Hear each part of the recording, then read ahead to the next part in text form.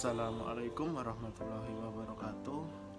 Alhamdulillahirrabbilalamin. Wabihi nasta'in wa ala umurid dunya waddin. Assalatu wassalamu ala asrafil anbiya'i wal mursalin Sayyidina wa maulana Muhammadin wa ala alihi wa sahbihi ajma'in. Amma ba'd.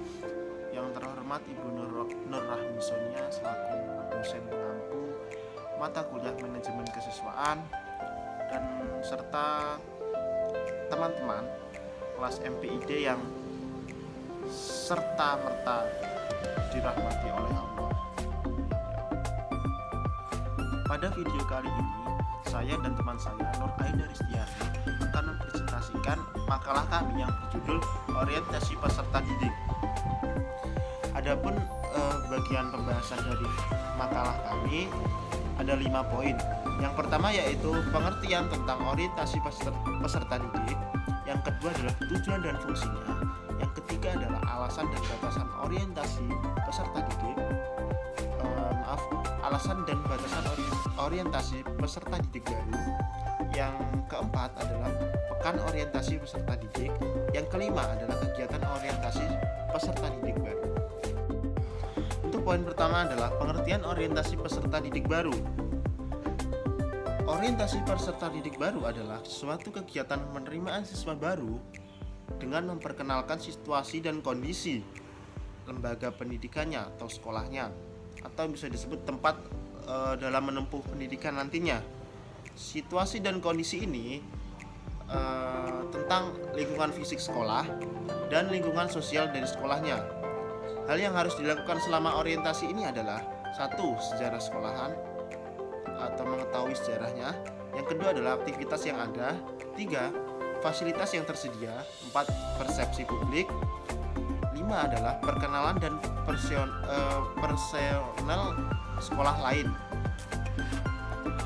Poin yang kedua adalah tujuan dan fungsi orientasi peserta didik baru. Tujuannya adalah yang jelas untuk memperkenalkan program dari sekolahnya, mulai dari lingkungan sekolahnya, cara belajar, penanaman konsep, dan pengenalan diri bagi siswa. Untuk tujuan lebih lengkapnya, saya rangkum menjadi 4. Untuk yang pertama adalah tujuannya agar peserta didik lebih dekat dan lebih mengenal diri mereka sendiri. Dan yang kedua adalah untuk mengenal lingkungan dari sekolahnya. Yang ketiga adalah pemanfaatan semaksimal mungkin terhadap layanan yang dapat diberikan oleh sekolah tersebut. Yang keempat adalah menyiapkan peserta didik secara fisik, mental, dan juga emosional. Untuk fungsi orientasi siswa, saya bagi menjadi 3.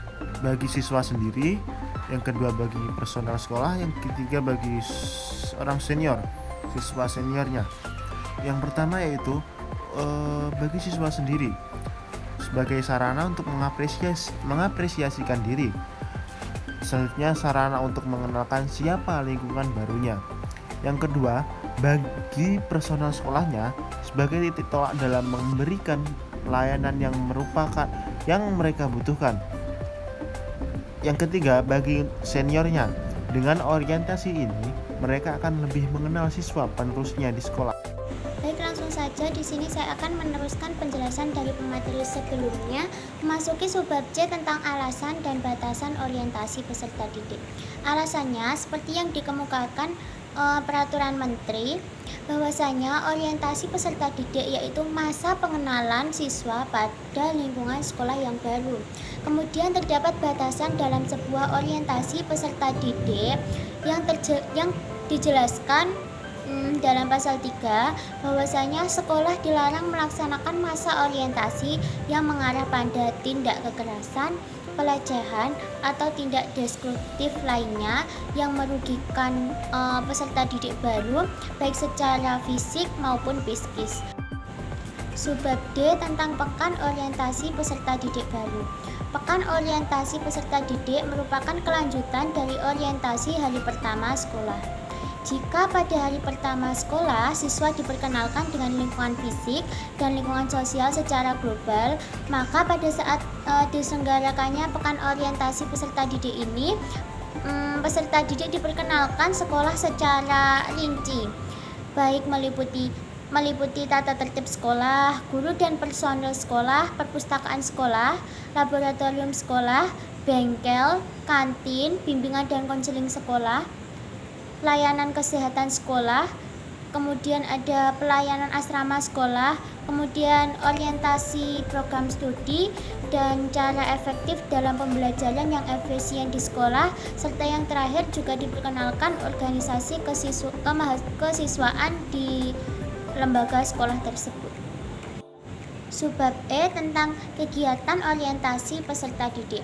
Dalam orientasi ada kegiatan yang bersifat pilihan dan bersifat wajib.